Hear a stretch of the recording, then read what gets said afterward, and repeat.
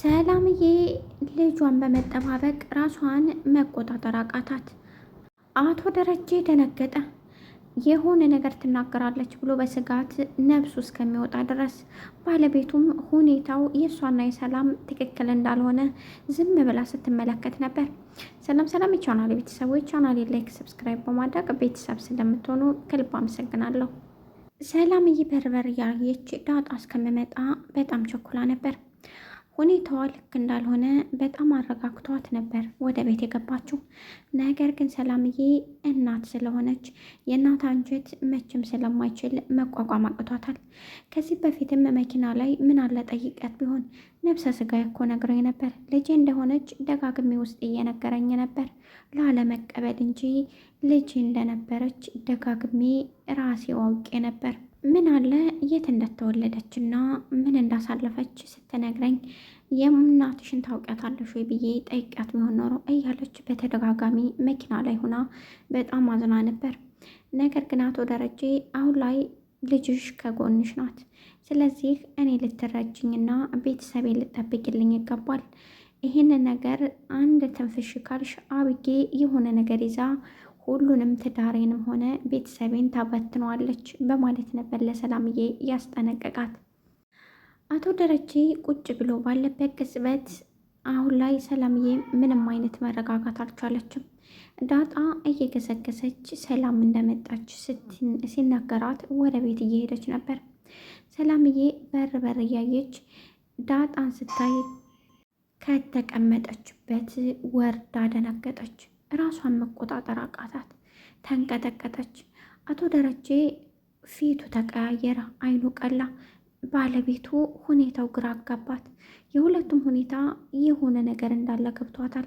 ነገር ግን ባለቤቷን ከምንምና ከማንም በላይ ስለምትወደውና ስለምታምነው ምንም አይነት ጥርጣሬ ውስጥ ሊያድርባት አልቻለም። ነገር ግን ሁኔታው ልክ እንዳልሆነ በደንብ ገብቷታል። በጣም እየተንዘፈዘፈና እያንቀጠቀጠው ነበር። በዛ ቅጽበት ነበር እትዬ ምን እየሆኑ ነው ብላ በውስጧ ሁለቱንም እያመሳሰለች ስታይ የነበረው። በጊዜው ዳጣ ቤት ውስጥ አልነበረችም። ሰላም ዳጣ በር ክፍት ስታደርግ እየሮጠች ከመቀመጫዋ ብድግ ብላ ውድቅ እስከምትል ድረስ ልጄ ማለት ጀመረች። ግራ የሚያጋባ ስሜት ነበር። ነገር ግን ሰላምዬ እንደዛ ያደረገችው ራሷን መቆጣጠር አቅቷት ነው። አቶ ደረጀ ምን እየሆንሽ ነው ብሎ ተቆጥቷታል። ከዛ ራሷን ስለናፈቀችኝ ነው ብላ አረጋጋች።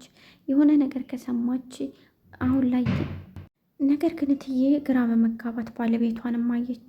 ባለቤቷን አየት አድርጋ ወደ ሰላም ስትሄድ ደግሞ ሰላም በር በር የምታጠብቀው ሰው አለ። ግራ የሚያጋባው ሰላምን እያየ አይኑ ቅልት ሰውነቱ እንደ ማንቀጥቀጥ የሚለው ባለቤቷ ግራ አጋብቷታል። የሰላም ሁኔታ ሳይሆን የባለቤቷ ሁኔታ ነው ግራ አጋባት። ነገር ግን ምንም ማድረግ ስላልቻለች ጸጥ ብላ በትዕግስት ትዳሯን የምትጠብቅ በጣም ጠንካራ ሴት ስለነበረች ምንም ማለት አልቻለችም። ትዳሯን ማጣትና ቤተሰቧን መበተን አትፈልግም። ባለቤቷን በጣም ከመውደዷ የተነሳ ታምነዋለች። ፍጹም አድርጋ ነው የምታስበው። ለዛም ይሆናል አቶ ደረጀም በስህተት እንጂ ባለቤቱን አይወደም ማለቴ እንዳልሆነ ግልጽ ነው። ምክንያቱም ለትዳሩ ለቤቱ አባወራ እና መልካም መካሪና አዛኝ የሆነ አባት እንደሆነ በደንብ አይተናል።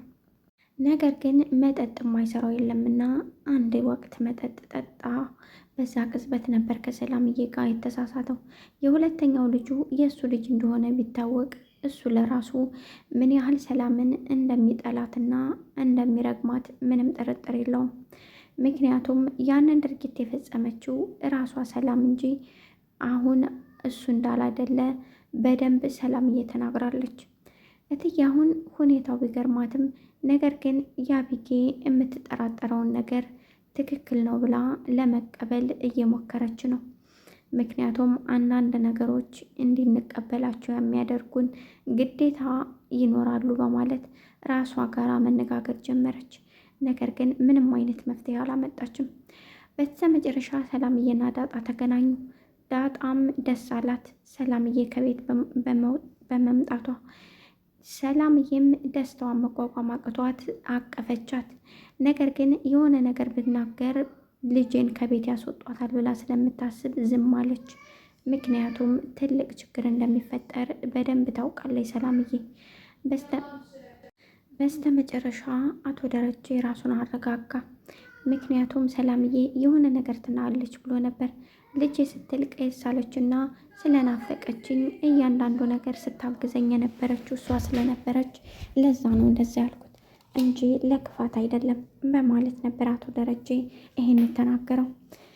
ይህንን ሲሰማ ግራ በሚያጋባ ምክንያት ዝም ብላ እትዬ ሁኔታው ሊያጠረጥራት ቢችልም መጠርጠር ግን አልቻለችም። ውድና የተከበራችሁ ቻናሌ ቤተሰቦች ቻናሌን ላይክ፣ ሰብስክራይብ በማድረግ ቤተሰብ ስለምታደርጉኝ ከልብ እያመሰገንኩኝ አዳዲስ የሆናችሁ ላይክ፣ ሰብስክራይብ እያደረጋችሁ ቤተሰብ የሆኑ አዳዲስ ነገሮች እናቀርባለን። ዳጣን ላይክ፣ ሰብስክራይብ አድርጉ። አመሰግናለሁ። በያላችሁበት ሰላማችሁ ይብዛ ውዶችዬ።